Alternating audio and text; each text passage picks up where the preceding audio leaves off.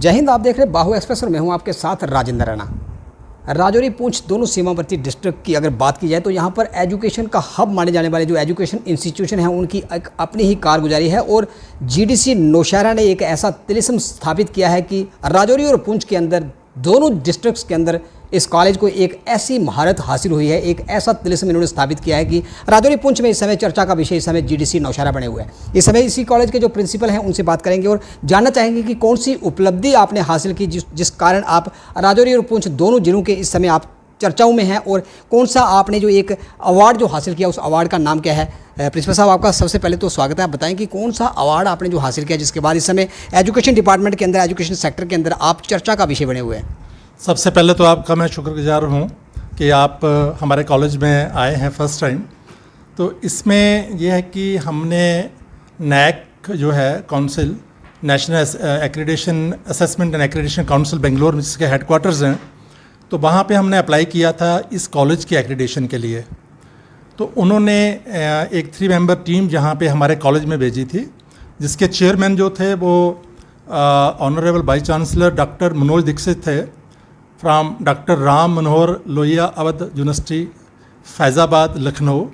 और उस टीम के जो मेंबर कोऑर्डिनेटर थे वो थे professor P D. Sahare from department of physics university of Delhi.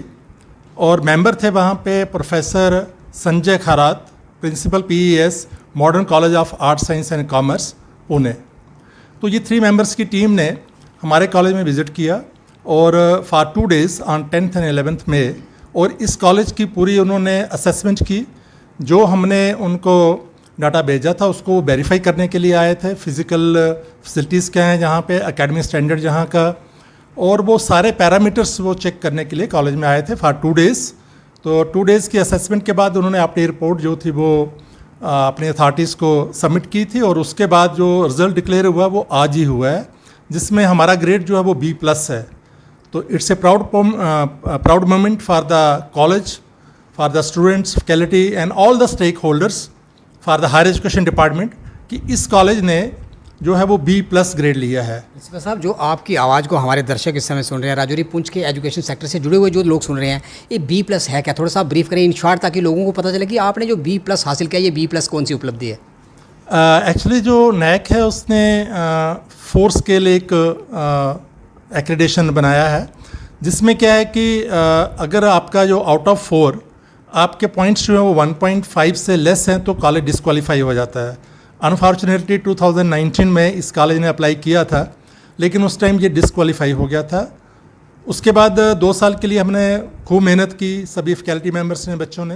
वो है तो C ग्रेड होता है, 2 से लेके 2.5 तक B ग्रेड, देन 2.5 से 2.75 तक स्कोर आए तो B+। तो आपका स्कोर क्या रहा जीडीसी नौशहरा का? हमारा 2.6 है, तो जो B+ कैटेगरी में आता है।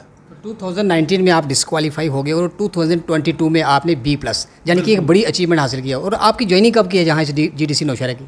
मैंने मई 20 में यहाँ पे ज्वाइन किया था, और जस्ट मुझे अभी 2 years ही कंप्लीट हुए हैं यहाँ पे। तो इन 2 years में मैंने आते ही इस प्रोसेस को इनिशिएट कर दिया था। तो जितना भी हमारा जो हमारे पास सोर्सेज अवेलेबल थे उनको यूज़ करके, तो हमने पूरे प्रोसेस को पहले अच्छी तरह से स्टडी किया और फिर उसको इम्प्लीमेंट करने की कोशिश की, और उसका जो रिज़ल्ट है वो आज हमें मिला है। आज जहाँ पे हमारे जितने भी स्टेक होल्डर्स थे, स्टूडेंट्स थे, सुबह से इसको सेलिब्रेट कर रहे थे, क्योंकि it's a big achievement for the institution. और इसका हमें ये बेनिफिट होगा कि आने वाले टाइम में जो फंड्स इस कॉलेज के लिए आएंगे वो और ज़्यादा आएंगे, इसकी जो ग्रोथ है वो और ज़्यादा फास्ट हो जाएगी। आल्दो जब से मैंने ज्वाइन किया है इसमें मैंने बहुत सा इंफ्रास्ट्रक्चर ऐड करने की कोशिश की। जहाँ पे जब मैंने ज्वाइन किया तो बच्चों का था कि यहाँ पे हमारे पास एक अच्छा प्लेग्राउंड नहीं है, कैंटीन नहीं है, पार्किंग शेड्स नहीं है। तो मैंने आते ही ये सारे स्टेप्स लिए। तो आज की डेट में हमारे पास कैंटीन जो है वो फंक्शनल है। स्पोर्ट्स ग्राउंड हमारी अबाउट 80% कंप्लीट हो चुका है, स्पोर्ट्स ग्राउंड का काम सारा। तो एक बहुत बड़ी हमारे पास स्पोर्ट्स ग्राउंड है, देन बास्केटबॉल कोर्ट है, बैडमिंटन कोर्ट हमारा बन रहा है, 3 पार्किंग शेड्स बच्चों के लिए बन गए हैं। और अभी आने वाले टाइम के लिए मैंने 3 इंपॉर्टेंट प्रोजेक्ट्स और सबमिट किए हुए हैं हायर एजुकेशन को, जिसमें हमारा एक एकेडमी ब्लॉक होगा, एक मल्टीपर्पज़ हॉल होगा और एक 50 बेडेड गर्ल्स हॉस्टल होगा। तो अगर ये सेंक्शन हो जाते हैं और कमिंग सेशन से अगर ये हमें मिल जाते हैं तो मेरे ख्याल में इस कॉलेज के लिए ये बहुत ही बेनिफिशियल होगा। और उसके साथ ही जहाँ पे हम न्यू कोर्सेज जो जहाँ के लोगों की डिमांड है तो वो भी हम स्टार्ट कर पाएंगे। अभी हमारे पास बीए और बीएससी है जहाँ पे डिमांड है कि बीकॉम भी स्टार्ट होना चाहिए। हमारे स्टेक होल्डर्स भी कहते हैं और नैक ने भी रिकमेंड करके गए हैं वो कि आपको बीकॉम स्टार्ट करना चाहिए और पीजी कोर्सेज स्टार्ट करने चाहिए। तो जैसे ही ये इंफ्रास्ट्रक्चर ऐड होगा ये कोर्सेज भी हम स्टार्ट कर देंगे। तो सर आपने एक बहुत बड़ी अचीवमेंट, बहुत बड़ी उपलब्धि हासिल की और 2 दिन पहले कमिश्नर सेक्रेटरी वीके सिंह साहब का राजौरी पुंछ का दौरा हुआ, क्या आपसे उनकी मुलाकात हुई? क्या वे इस कॉलेज के अंदर आए? बेसिकली वो 10+2 स्कूल्स के साथ डील करते हैं तो उनका मेन फोकस रहता है स्कूल्स पे ही। जो हायर एजुकेशन डिपार्टमेंट है वो हमारे प्रिंसिपल सेक्रेटरी हैं रोहित कंसल जी, वो उनके अंडर आता है। तो इसलिए उनका जो दौरा था वो मोस्टली स्कूल्स के साथ ही कंसर्न था, वो कॉलेज में नहीं आए थे। लेकिन जब भी कभी पॉसिबल होगा तो हम अपने प्रिंसिपल सेक्रेटरी से रिक्वेस्ट करेंगे वो इस कॉलेज में ज़रूर विजिट तो करें। ये जो नंबरिंग की, ये जो 19 में आपने अप्लाई किया और 3 साल के बाद आपने यहाँ ये उपलब्धि हासिल की, नेक्स्ट जो है नेक्स्ट उपलब्धि के लिए 2025 रहेगा क्या? एक्चुअली क्या होता है कि इसमें डिफरेंट साइकिल्स होते हैं। फर्स्ट साइकिल के बाद अगेन 5 इयर्स के बाद हमें फिर से अप्लाई करना होगा। ये जो ग्रेड है ये 5 इयर्स के लिए वैलिड होगा। 5 इयर्स के लिए फिर हमें सेम प्रोसेस के थ्रू जाना होगा और उसमें हमें हमारी अब ये कोशिश होगी, ये हमारे सामने एक बेंचमार्क फिक्स हो गया है। अब हमें इससे और ऊपर जाना है, B+ से B++ जहाँ A ग्रेड हमें जो है वो अचीव करने की कोशिश करनी है। जो आप आफ्टर 5 ईयर ही अप्लाई कर सकते हैं। हाँ, तो आपको लगता है कि आप 5 साल यहाँ पर रहेंगे इस कॉलेज के अंदर, ताकि ये जो कॉलेज है दिन दुगनी रात चौगुनी तरक्की करे और ये जो आपने टारगेट फिक्स किया उस टारगेट को आप अचीव करें? हम जैसे गवर्नमेंट सर्वेंट हैं तो हमारी ट्रांसफ़र कभी भी हो सकती है। तो अगर मैं आपके साथ शेयर करूं तो अभी मेरा ट्रांसफ़र ऑर्डर आ चुका है। ये कब आया ट्रांसफर ऑर्डर आपका? Just 3 days back. तो कल मैं जहाँ आज आपने इतनी बड़ी उपलब्धि हासिल की और बिफोर 3 डेज़ पहले आपको ट्रांसफ़र कर दिया गया। रोहित कंसल साहब, अगर आपकी आवाज़ को सुन रहे हैं और यहाँ के जितने भी जो एजुकेशन फैकल्टी के साथ जुड़े हुए जो लोग हैं आपकी आवाज़ को सुन रहे हैं, तो क्या ये आप इसको इंसाफ मानते हैं कि आपने डिस्क्वालीफाई कॉलेज को B+ ग्रेड दिलवाया, उसके बावजूद आपकी ट्रांसफ़र कर दी गई और इतनी बड़ी उपलब्धि हासिल करने के बाद यहाँ से जब आप जाएंगे तो मुझे लगता है कि छात्र जो थे, स्टूडेंट सेक्टर के साथ जुड़े हुए जितने जो लोग थे, वे जरूर मायूस होंगे। नहीं, वो तो जब से उन्होंने मेरा ट्रांसफ़र ऑर्डर का सुना है तो डेफिनेटली जहाँ के जो लोकल पब्लिक है वो सारे यही चाहते थे कि मैं यहीं पे कंटिन्यू करूँ। बट जैसे मैंने आपसे कहा कि वी आर गवर्नमेंट सर्वेंट, हमें जहाँ पे ऑर्डर होगा हमें वहाँ पे काम करना है। और जो मैंने सुना जिस कॉलेज में मेरी ट्रांसफ़र हुई है तो वहाँ पे भी मेरे लिए ये चैलेंज है कि उनका भी सेकंड साइकिल जो है नैक का वो ड्यू है नेक्स्ट ईयर, तो मुझे जाते ही ये काम वहाँ भी स्टार्ट करना होगा। तो जहाँ भी हमारी ड्यूटी होगी वी हैव टू सर्व। और जितना कुछ एक शेयर करेंगे कि आप कौन से कॉलेज के अंदर जा रहे हैं? मैं डिग्री कॉलेज सांबा में जा रहा हूँ।